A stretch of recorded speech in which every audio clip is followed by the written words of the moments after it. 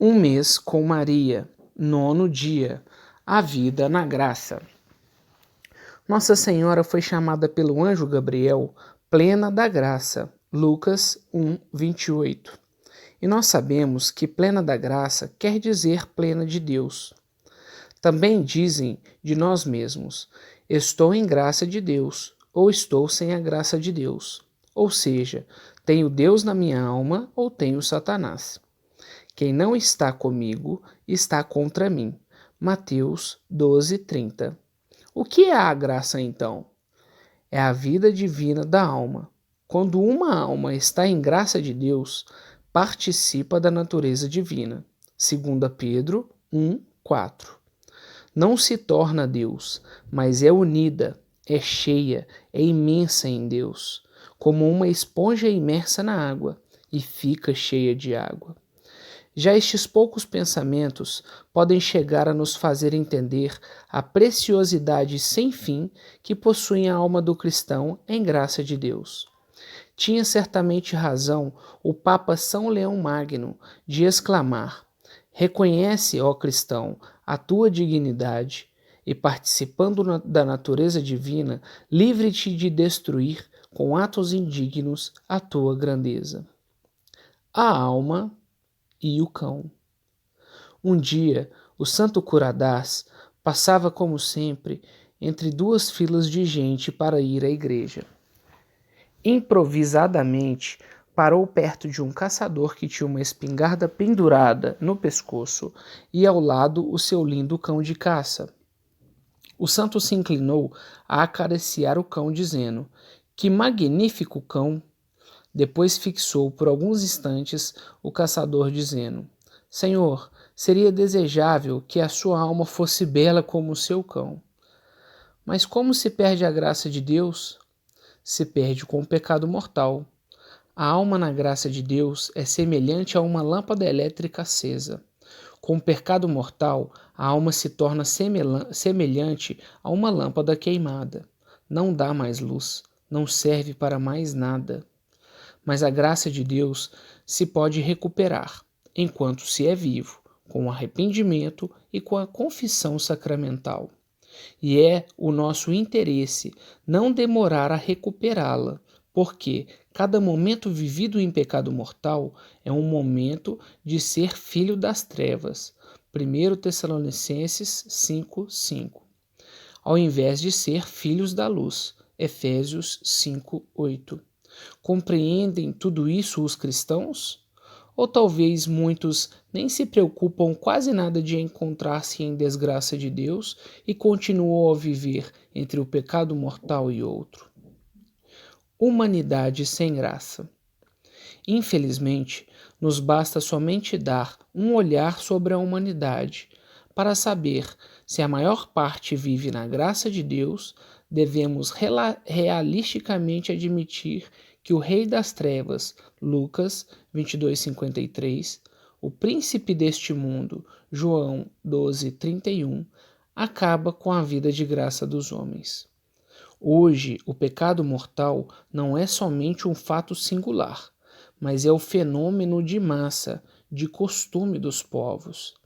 Hoje é costume, em escala mundial, ler imprensa, pornografia, ver filmes bestiais, frequentar praias e lugares escandalosos, seguir as modas indecentes, usar a pílula e os métodos anticoncepcionais, ter relações extraconjugais e pré-matrimoniais, divorciar, abortar, renegar a fé e professar o ateísmo, falar blasfêmias, sem falar das subversões, violências e furtos mais colossais. Pobre mundo! Talvez nunca com tanta evidência se tenha achado tão sob o maligno. 1 João 5,19. E Jesus Cristo sacrificou a si pelos nossos pecados para nos arrancar deste mundo perverso. Gálatas 1, 2. A Mãe da Graça. Nós cristãos devemos ficar santamente orgulhosos de ser filhos de Deus e de Maria, irmãos de Jesus Cristo, templos do Espírito Santo, herdeiros do paraíso. É verdade que Jesus veio para que os homens tenham a vida e a tenham em abundância. João 10, 10. E todas estas divinas riquezas nos são dadas com o santo batismo, que, por isso, é bom administrar o mais cedo possível ao recém-nascido. Santo Inácio Mártir se chamava a si mesmo com orgulho Teóforo, ou seja, portador de Deus.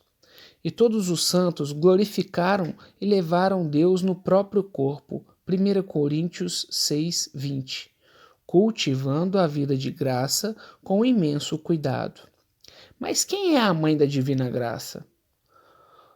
O sabemos, é Nossa Senhora. É ela que nos gera a vida divina. São Leão afirma que cada fonte batismal é o seio virginal de Maria.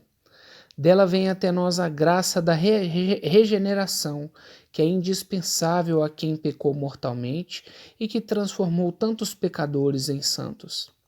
Lembremos, por exemplo, São João de Deus, jovem solteiro, que passava de um trabalho a outro sem nunca tomar prejuízo.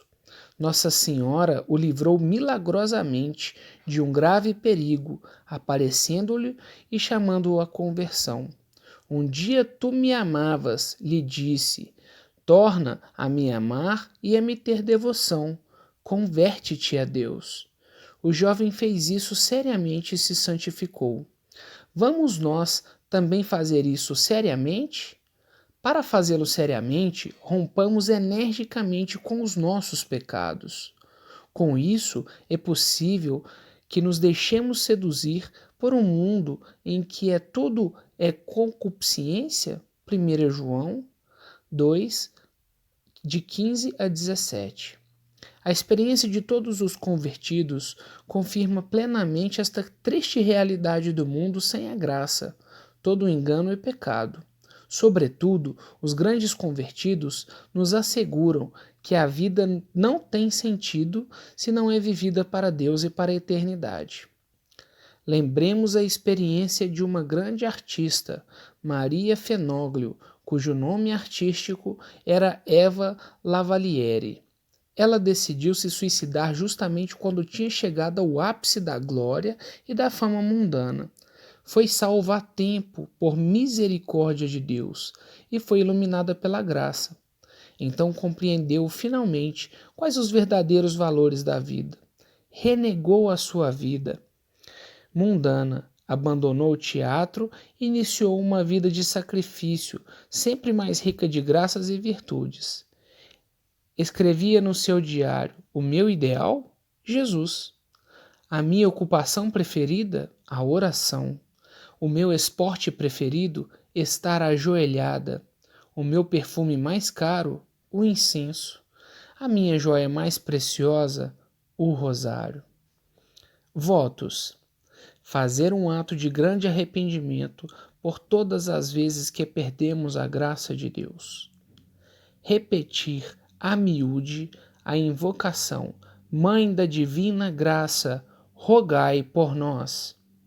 Empenhar-se em evitar toda ocasião perigosa que lhe possa fazer perder a graça de Deus.